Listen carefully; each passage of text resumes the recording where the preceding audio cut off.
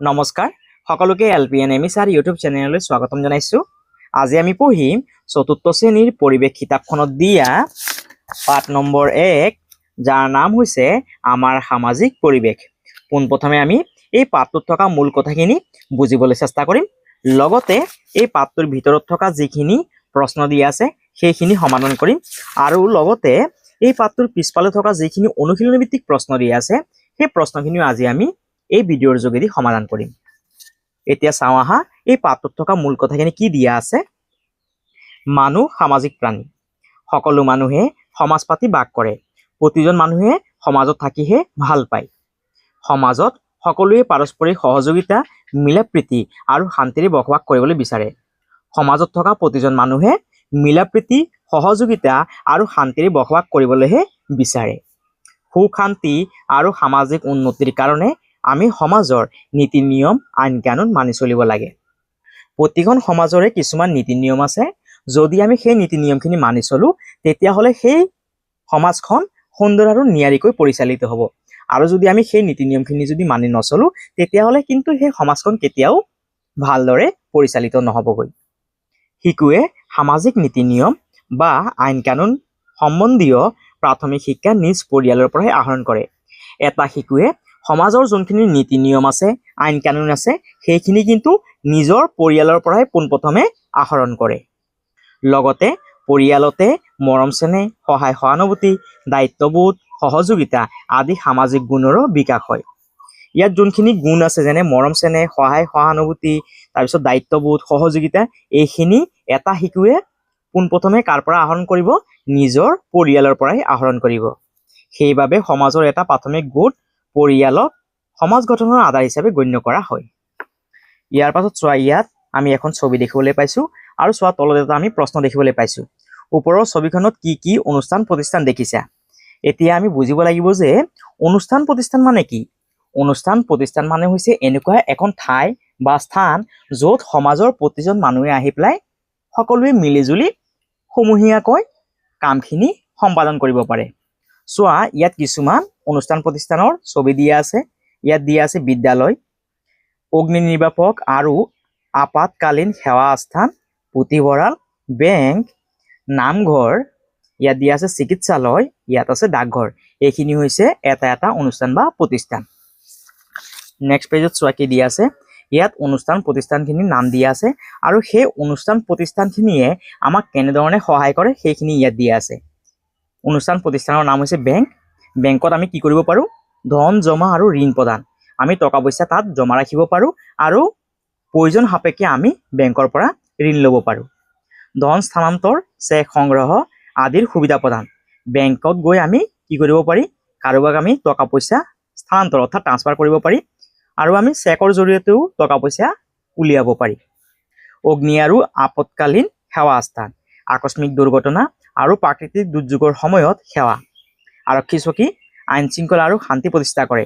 আৰক্ষী চকী মানে হৈছে থানা। থানাই কি কৰিব? আইন শৃংখলা আৰু শান্তি প্ৰতিষ্ঠা কৰা, অপৰাধৰ অনুসন্ধান, চিনাক্তকৰণ আৰু প্ৰতিৰোধ। সমাজত যদি কিবা অপৰাধমূলক কাম হয় সেইখিনি কোনে নিয়ন্ত্ৰণ কৰিব? আৰক্ষী চকীয়ে। চিকিৎসালয়, চিকিৎসালয় মানে হৈছে হস্পিটেল, ৰোগীৰ ৰোগ নিৰ্ণয়, চিকিৎসা আৰু স্বাস্থ্যসেৱা প্ৰদান। ইয়াৰ পাছত চোৱা লিখা আছে পশু চিকিৎসালয়। পশু চিকিৎসালয়ত আমি কি কৰোঁ? পশু পক্ষীৰ ৰোগ নিৰ্ণয় কৰোঁ, তাত চিকিৎসা কৰোঁ আৰু স্বাস্থ্যসেৱা প্ৰদান কৰোঁ। ষ্টেডিয়াম, ষ্টেডিয়ামত আমি খেলা ধূলা আৰু অন্যান্য অনুষ্ঠানবোৰ উপভোগ কৰিব পাৰোঁ। দৰ্শকৰ বাবে তাত কি আছে? আসন বা গেলেৰীৰ ব্যৱস্থা আছে ষ্টেডিয়ামত। বজাৰ, বজাৰত আমি কি কৰোঁ? কিনোতা আৰু বেচোতাৰ সমাৱেশ ঘটে আৰু বস্তুৰ কিনা বেচা চলে। বজাৰত বিভিন্ন বস্তুৰ কিনা বেচা চলি থাকে। পুথিভঁৰাল, পুথিভঁৰালে কি সেৱা প্ৰদান কৰে আমাক? কিতাপ, আলোচনী, বাতৰি কাকত আদি পঢ়াৰ সুবিধা, তাৰপিছত কিতাপ ঘৰলৈ আনি পঢ়া আৰু ঘূৰাই দিয়াৰ নিৰ্দিষ্ট নিয়ম থাকে। ইয়াৰ পাছত অনুষ্ঠানটোৰ নাম হৈছে ডাকঘৰ। ডাকঘৰে আমাক কি ধৰণে সেৱা প্ৰদান কৰে? এখন ঠাইৰ পৰা আন এখন ঠাইলৈ চিঠি পত্ৰ, ডাক টোপোলা আদি আদান প্ৰদানৰ ব্যৱস্থা প্ৰদান কৰে আৰু ধন জমা ৰখাৰো ব্যৱস্থা। আমি ডাকঘৰত কি কৰিব পাৰি? টকা পইচা জমা ৰাখিব পাৰি। এইখিনি আছিলে পাঠটোৰ মূল কথা। এতিয়া ইয়াত কি কৈছে? তলত দিয়া বৃত্তিধাৰী লোকসকল কোনটো অনুষ্ঠান প্ৰতিষ্ঠানৰ লগত জড়িত হৈ আছে লিখা। যেনে শিক্ষক এজন কোনটো অনুষ্ঠান বা প্ৰতিষ্ঠানৰ লগত জড়িত? বিদ্যালয়ৰ লগত জড়িত। পশু চিকিৎসকজন কোনটো অনুষ্ঠান বা প্ৰতিষ্ঠানৰ লগত জড়িত হ'বগৈ? পশু চিকিৎসালয়ৰ লগত জড়িত হ'বগৈ সেইবাবে আমি ইয়াত লিখিব লাগিব পশু চিকিৎসালয় বুলি লিখিব লাগিব পশু চিকিৎসালয় ডাকুৱালজন কোনটো অনুষ্ঠান বা প্ৰতিষ্ঠানৰ লগত জড়িত হ'বগৈ ডাকঘৰৰ লগত জড়িত হ'বগৈ ডাকঘৰ ইয়াত তোমালোকে লিখিব লাগিব ডাকঘৰ গ্ৰন্থাগাৰিক কোনটো অনুষ্ঠান বা প্ৰতিষ্ঠানৰ লগত জড়িত হ'বগৈ ইয়াত লিখিবা পুথিভঁৰালৰ লগত পুথিভঁৰাল বুলি লিখিবা পুথিভঁৰাল আৰক্ষী কোনটো অনুষ্ঠান বা প্ৰতিষ্ঠানৰ লগত জড়িত হ'বগৈ আৰক্ষী চকীৰ লগত আৰক্ষী চকী নাৰ্ছ ক'ত থাকিব চিকিৎসালয়ত থাকিব চিকিৎসালয় বেংক মেনেজাৰ ক'ত থাকিব বেংকত থাকিব হয়নে সেইবাবে তোমালোকে ইয়াত লিখিবা বেংক উকিলজন ক'ত থাকিব উকিলজন থাকিব ন্যায়ালয়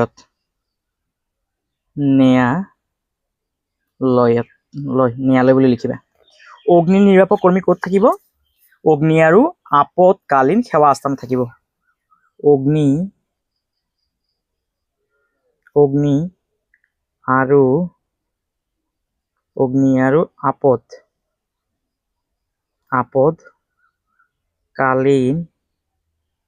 আপতকালীন সেৱা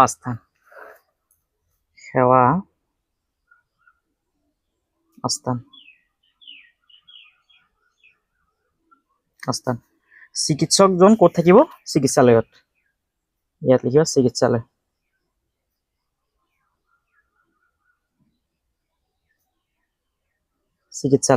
ন্যায়াধীশজন ক'ত থাকিব ন্যায়ালয়ত থাকিব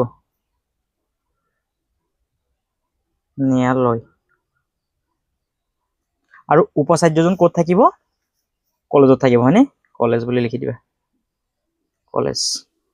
কলেজ এইখিনি হৈ গ'ল আমাৰ উত্তৰখিনি অৰ্থাৎ অনুষ্ঠান প্ৰতিষ্ঠানখিনিৰ নাম তোমালোকে ইয়াৰ পৰা চাইছে ধুনীয়াকৈ অনুষ্ঠান প্ৰতিষ্ঠানখিনিৰ নামখিনি লিখি ল'বা ইয়াৰ পাছত নেক্সট পেজত চোৱা কি দিয়া আছে ক্ৰিয়াকলাপ 2 তলৰ তালিকাখনত দেখুওৱা বৃত্তিধাৰী লোকসকলৰ কাৰ্যসমূহ লিখা বৃত্তিধাৰী লোক খেতিয়ক এতিয়া চোৱা খেতিয়কজনে কি কৰে ইয়াত কাৰ্যটো দিয়া আছে শস্য উৎপাদন কৰে ইলেক্ট্ৰিচিয়ানে কি কৰিব বিদ্যুৎ সংযোগ ঠিক কৰে আৰু মেৰামতি কৰে এইখিনি মই আগতীয়াকৈ লিখি থৈছিলোঁ তোমালোকে ইয়াৰ পৰা চাইছে ধুনীয়াকৈ লিখি ল'বা ইয়াৰ পিছত চোৱা ইয়াত দিয়া আছে ৰাজমিস্ত্ৰীজনে কি কৰিব ঘৰ দুৱাৰ নিৰ্মাণ কৰে ইয়াৰ পাছত আছে পাইপ মিস্ত্ৰীৰ কাম কি পানীৰ পাইপ লগায় আৰু মেৰামতি কৰে চাফাই কৰ্মীজনে কি কৰিব পৰিৱেশ চাফ চিকুণ ৰাখে আৰু আৱৰ্জনা পৰিষ্কাৰ কৰে মোবাইল মেৰামতিকাৰীজনে কি কৰিব মোবাইল ঠিক কৰে আৰু মেৰামতি কৰে ইয়াৰ পৰা চাইছে তোমালোকে কাৰ্যখিনি লিখি ল'বা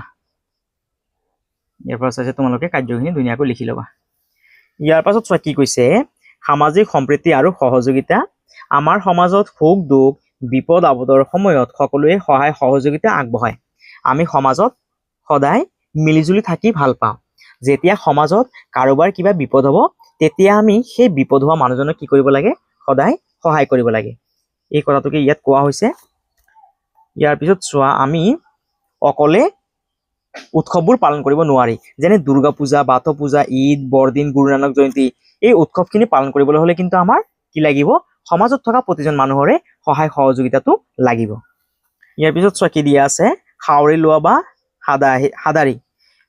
বা হাদাৰী মানে কি বিনা বেতনেৰে সকলোৱে মিলিজুলি কোনো কাম সমাপ্ত কৰা এক ব্যৱস্থাকে কি বুলি কোৱা হয় খাউৰি লোৱা বা হাদাৰী বুলি কোৱা হয় এইটো এটা অতি গুৰুত্বপূৰ্ণ প্ৰশ্ন এই প্ৰশ্নটো অলপ ভালদৰে তোমালোকে চাই ল'বা কাৰণ তোমালোকৰ পৰীক্ষাত এই প্ৰশ্নটো 1 মাৰ্কৰ কাৰণে আহিব পাৰে ইয়াৰ পিছত চোৱা এতিয়া আমি অনুশীলনীত যিখিনি প্ৰশ্ন দিয়া আছে সেই প্ৰশ্নখিনি সমাধান কৰিম সেইবাবে চোৱা 1 নম্বৰ প্ৰশ্নটো কি কৈছে তলত দিয়া প্ৰশ্নসমূহৰ শুদ্ধ উত্তৰ অনুযায়ী কাষৰ গোল বৃত্তটো অৰ্থাৎ এই চিনটো পূৰ কৰা ক নম্বৰ প্ৰশ্ন কোনটো প্ৰতিষ্ঠানে জুই লাগিলে জৰুৰীকালীন সহায় আগবঢ়ায় কৰবাত যদি জুই লাগে তেতিয়াহ'লে কোনটো অনুষ্ঠান বা প্ৰতিষ্ঠান আহি পেলাই আমাক সহায় কৰিব অগ্নি আৰু আপতকালীন সেৱা কেন্দ্ৰ 2 নম্বৰ চিকিৎসালয় 3 নম্বৰ আৰক্ষী চকী 4 নম্বৰ বেংক এইটোৰ শুদ্ধ উত্তৰটো হ'বগৈ 1 নম্বৰ অগ্নি আৰু আপতকালীন সেৱা কেন্দ্ৰ যেহেতু চোৱা ইয়াত 1 নম্বৰ অপশ্যনটো শুদ্ধ সেইবাবে তোমালোকে ইয়াত থকা 1 নম্বৰ বৃত্তটো ৰং কৰি দিবা এইটো হৈ গ'ল আমাৰ উত্তৰটো ক নম্বৰৰ ইয়াৰ পিছত খ নম্বৰ প্ৰশ্ন কোনটো প্ৰতিষ্ঠানে ঋণ প্ৰদান ধন জমা ৰখা কাম আৰু ধনৰ লেনদেন কৰে 1 নম্বৰ আৰক্ষী চকী 2 নম্বৰ চিকিৎসালয় 3 নম্বৰ বেংক 4 নম্বৰ পুথিভঁৰাল ইয়াৰ শুদ্ধ উত্তৰটো হ'ব বেংক বেংকত আমি কি কৰিব পাৰি ঋণ প্ৰদান কৰে বেংকে আমাক ঋণ প্ৰদান কৰে আমি তাত কি কৰিব পাৰি টকা পইচা জমা ৰাখিব পাৰি আৰু টকা পইচা লেনদেন কৰিব পাৰি যেহেতু ইয়াত 3 নম্বৰ অপশ্যনটো শুদ্ধ সেইবাবে তোমালোকে ইয়াত থকা 3 নম্বৰ বৃত্তটো গোল কৰি দিবা অৰ্থাৎ ৰং কৰি দিবা ইয়াৰ পিছত গ নম্বৰ প্ৰশ্ন তলৰ কোনগৰাকীয়ে পকী ঘৰ সজা মেৰামতি আদিৰ কাম কৰে 1 নম্বৰ কাঠমিস্ত্ৰীয়ে কিহৰ কাম কৰিব কাঠৰ কাম কৰিব হয়নে ৰং মিস্ত্ৰীয়ে কি কৰিব ৰঙৰ কাম কৰিবগৈ ৰাজমিস্ত্ৰীয়ে কি কৰিবগৈ ঘৰ বনাবগৈ আৰু ঘৰৰ মেৰামতি কৰিব পাইপ মিস্ত্ৰীয়ে কি কৰিব পাইপৰ সংযোগটো দিবগৈ অৰ্থাৎ পাইপৰ মেৰামতি কৰিবগৈ যেহেতু আমাক ইয়াত কৈছে যে কোনগৰাকীয়ে পকী ঘৰ সজা আৰু মেৰামতি কৰে তেতিয়াহ'লে ইয়াৰ উত্তৰ হ'ব 3 নম্বৰ ৰাজমিস্ত্ৰী যোনে ঘৰ বনাই বা মেৰামতি কৰে তাক কি বুলি কোৱা হয় ৰাজমিস্ত্ৰী বুলি কোৱা হয় সেইবাবে তোমালোকে ইয়াত থকা 3 নম্বৰ বৃত্তটোত ৰং কৰিবা এইটো হৈ গ'ল আমাৰ গ নম্বৰটো উত্তৰ ইয়াৰ পিছত 2 নম্বৰটো কি কৈছে উত্তৰ লিখা ক নম্বৰ প্ৰশ্ন সমাজৰ প্ৰাথমিক গোটটো কি ইয়াৰ পাছত 2 নম্বৰ প্ৰশ্ন উত্তৰ লিখা ক নম্বৰ প্ৰশ্ন 2ৰ সমাজৰ প্ৰাথমিক গোটটো কি ইয়াৰ উত্তৰটো তোমালোকে লিখিবা সমাজৰ প্ৰাথমিক গোটটো হ'ল পৰিয়াল এইটো হ'ল আমাৰ 2ৰ কৰ উত্তৰ তোমালোকে ইয়াৰ পাছতে ধুনীয়াকৈ লিখি ল'বা ইয়াৰ পাছত খ নম্বৰ প্ৰশ্ন সমাজৰ সকলোৰে সহযোগিতাত উদযাপন কৰা উৎসৱ এটাৰ নাম ইয়াৰ উত্তৰটো তোমালোকে লিখিবা সমাজৰ সকলোৰে সহযোগিতাত উদযাপন কৰা উৎসৱ এটাৰ নাম হ'ল দুৰ্গা পূজা ভোগালী বিহু বাথৌ পূজা ইয়াত মই 3টা উৎসৱৰ নাম লিখাই দিছো তোমালোকে ইয়াৰ পৰা যিকোনো এটা লিখি ল'বা ইয়াৰ পাছত গ নম্বৰ প্ৰশ্ন ষ্টেডিয়াম কি কামৰ বাবে ব্যৱহাৰ কৰা হয় ইয়াৰ উত্তৰটো তোমালোকে লিখিবা ষ্টেডিয়াম খেলা ধূলা বা অন্যান্য অনুষ্ঠানৰ বাবে ব্যৱহাৰ কৰা হয় ইয়াৰ পাছত তোমালোকে উত্তৰটো লিখি ল'বা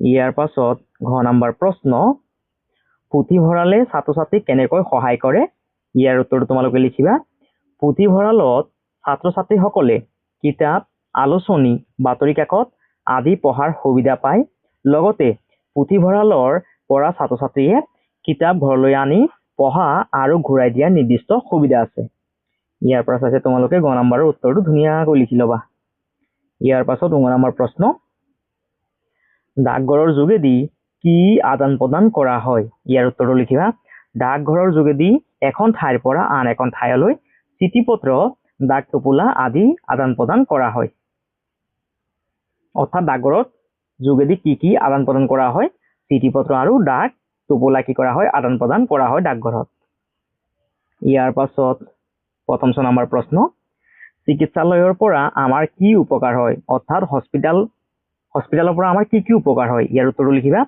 চিকিৎসালয়ত আমি ৰোগীৰ ৰোগ নিৰ্ণয় কৰিব পাৰো অৰ্থাৎ আমি যদি হস্পিটালত যাওঁ সেই বেমাৰীজনৰ কি বেমাৰ হৈছে সেইটো আমি ধৰা পেলাব পাৰো হয়নে ইয়াৰ পাছত চিকিৎসালয়ত আমি ৰোগীৰ চিকিৎসা কৰিব পাৰো তাৰপিছত আমি কি কৰিব পাৰো কাৰোবাৰ যদি কিবা বেমাৰ হৈছে কৈ সেই বেমাৰীজনক নি পেলাই আমি চিকিৎসালয়ত কি কৰাব পাৰো চিকিৎসা কৰাব পাৰো ইয়াৰ উত্তৰটো তোমালোকে লিখিবা চিকিৎসালয়ত আমি ৰোগীৰ ৰোগ নিৰ্ণয় কৰিব পাৰো চিকিৎসালয়ত আমি ৰোগীৰ চিকিৎসা কৰিব পাৰো ইয়াৰ পৰা চাইছে তোমালোকে প্ৰথম নম্বৰ প্ৰশ্ন উত্তৰটো ধুনীয়াকৈ লিখি ল'বা ইয়াৰ পাছত 3 নম্বৰ প্ৰশ্ন খালী ঠাই পূৰ কৰা 3 ক নম্বৰৰ প্ৰশ্ন আইন শৃংখলা বজাই ৰখা প্ৰতিষ্ঠানটো হ'ল ইয়াত খালী ঘৰটো আছে এই খালী ঘৰত আমি কি কৰিব লাগিব উত্তৰটো বহাব লাগিব তোমালোকে উত্তৰটো লিখিবা আৰক্ষী চকী আইন শৃংখলা বজাই ৰখা প্ৰতিষ্ঠানটো হ'ল আৰক্ষী চকী এই আৰক্ষী চকীটো তোমালোকে এই খালী জেগাটোত লিখি দিবা ইয়াৰ পাছত খ নম্বৰ প্ৰশ্ন পশু চিকিৎসালয়ত ইয়াত খালী ঠাইটো আছে এই খালী ঠাইটোত আমি উত্তৰটো লিখিব লাগে পশু চিকিৎসালয়ত চিকিৎসা কৰা হয় তোমালোকে লিখিবা যে পশু চিকিৎসালয়ত পশু পক্ষীৰ চিকিৎসা কৰা হয় এই খালী ঘৰটো তোমালোকে এই উত্তৰটো লিখিবা পশু পক্ষী বুলি লিখিবা পশু পক্ষীৰ চিকিৎসা কৰা হয় ইয়াৰ পিছত গ নম্বৰ গ্ৰন্থাগাৰিক এই খালী ঘৰটোত আমি উত্তৰটো বহাব লাগে গ্ৰন্থাগাৰিক থাকে গ্ৰন্থাগাৰিক থাকে ইয়াৰ উত্তৰটো লিখিবা গ্ৰন্থাগাৰিক এই খালী ঘৰটোত তোমালোকে এই পুথিভঁৰালত বুলি লিখিবা গ্ৰন্থাগাৰিক পুথিভঁৰালত থাকে ইয়াৰ পাছত তোমালোকে খালী ঠাইখিনি পূৰ কৰি ল'বা ইয়াৰ পিছত 4 নম্বৰ প্ৰশ্ন, পাঠত উল্লেখ কৰা যিকোনো এটা অনুষ্ঠান প্ৰতিষ্ঠানলৈ গৈ তাৰ কাম কাজবোৰ নিৰীক্ষণ কৰি সেই বিষয়ে এটি টোকা প্ৰস্তুত কৰা। ইয়াৰ উত্তৰটো লিখিবা, মই যোৱা অনুষ্ঠান প্ৰতিষ্ঠানটোৰ নাম হ'ল চিকিৎসালয়। এতিয়া আমি এই চিকিৎসালয়ৰ বিষয়ে এটা টোকা লিখিব লাগিব, অৰ্থাৎ চিকিৎসালয়ৰ বিষয়ে অলপ বহলাই লিখিব লাগিব। আৰু তোমালোকে এনেধৰণে লিখিবা, চিকিৎসালয় হৈছে এনে এখন ঠাই য'ত ৰোগীসকলৰ চিকিৎসা কৰা হয়। ইয়াত ডক্তৰ আৰু নাৰ্ছ থাকে। ডক্তৰ আৰু নাৰ্ছে ৰোগীৰ যত্ন লয়। মানুহৰ অসুখ হ'লে চিকিৎসালয়লৈ যায় আৰু ঔষধ লয়। চিকিৎসালয়ে আমাক সুস্থ আৰু সবল কৰি ৰখাত সহায় কৰে। ইয়াৰ পাছতে তোমালোকে ধুনীয়াকৈ উত্তৰটো লিখি ল'বা। ইয়াৰ পিছত 5 নম্বৰ প্ৰশ্ন, উৎসৱ পৰৱৰ জৰিয়তে সামাজিক একতা কেনেদৰে বৃদ্ধি পায় লিখা। এইটো এটা অতি গুৰুত্বপূৰ্ণ প্ৰশ্ন। এই প্ৰশ্নটো অলপ তোমালোকে ভালদৰে চাই ল'বা আৰু তোমালোকে ইয়াৰ উত্তৰটো এনেধৰণে লিখিবা, উৎসৱ পৰৱ আমাৰ জীৱনৰ আনন্দৰ অংশ। এই সময়ত সকলো মানুহে একেলগে মিলি আনন্দ কৰে। মানুহে ধৰ্ম, জাতি বা ভাষাৰ ভেদাভেদ পাহৰি একেলগে উৎসৱ উদযাপন কৰে। ইয়াৰ ফলত মানুহৰ মাজত মৰম, ভাতৃত্ব আৰু সহায়ৰ মনোভাৱ বৃদ্ধি পায়। এনেদৰে উৎসৱ পৰৱে সামাজিক একতা মজবুত কৰে। ইয়াৰ পাছতে তোমালোকে উত্তৰটো লিখি ল'বা। ইয়াৰ পিছত 6 নম্বৰ প্ৰশ্ন, পৰিয়ালক সমাজ গঠনৰ আধাৰ বুলি কিয় কোৱা হয় লিখা। ইয়াৰ উত্তৰটো তোমালোকে লিখিবা, মানুহ সামাজিক প্ৰাণী। সমাজত সকলোৱে পাৰস্পৰিক সহযোগিতাই মিলাপ্ৰীতি আৰু শান্তিৰে বসবাস কৰিবলৈ বিচাৰে। শিশুৱে সামাজিক নীতি নিয়ম, আইন কানুন, মৰম চেনেহ, সহায় সহযোগিতা, দায়িত্ববোধ, সহযোগিতা আদি সামাজিক গুণবোৰ পৰিয়ালৰ পৰা শিকে। সেইবাবে পৰিয়ালক সমাজ গঠনৰ আধাৰ বুলি কোৱা হয়। অৰ্থাৎ এটা শিশু পোনপ্ৰথমে যোনখিনি নীতি নিয়ম আছে, যোনখিনি আইন কানুন আছে, যোনখিনি মৰম চেনেহ আছে, যোনখিনি সহায় সহযোগিতা আছে, গোটেইখিনি ক'ৰ পৰা শিকিবগৈ? নিজৰ পৰিয়ালৰ পৰাই শিকিবগৈ। সেইবাবে পৰিয়ালক কি বুলি কোৱা হয়? সমাজ গঠনৰ আধাৰ বুলি কোৱা হয়। ইয়াৰ পাছতে তোমালোকে 6 নম্বৰ প্ৰশ্নৰ উত্তৰটো লিখি ল'বা। আৰু এইখিনি আছিলে আমাৰ অনুশীলনীৰ প্ৰশ্নখিনি। ইতিমধ্যে আমি গোটেইখিনি সমাধান কৰিলোঁ। আৰু তোমালোকৰ যদি ভিডিঅ'টো যদি ভাল লাগিছে তেতিয়াহ'লে তোমালোকে চেনেলটো ছাবস্ক্ৰাইব কৰিবা, ভিডিঅ'টো শ্বেয়াৰ কৰিবা আৰু কমেণ্ট কৰিবলৈ নাপাহৰিবা। আৰু অনাগত দিনবোৰতো তোমালোকে এনেকুৱা ধৰণৰ ধুনীয়া ধুনীয়া ভিডিঅ' কেইটা পাই থকাৰ বাবে তোমালোকে আমাৰ চেনেলটো ছাবস্ক্ৰাইব কৰিবা। সকলোকে আজিৰ কাৰণে ধন্যবাদ।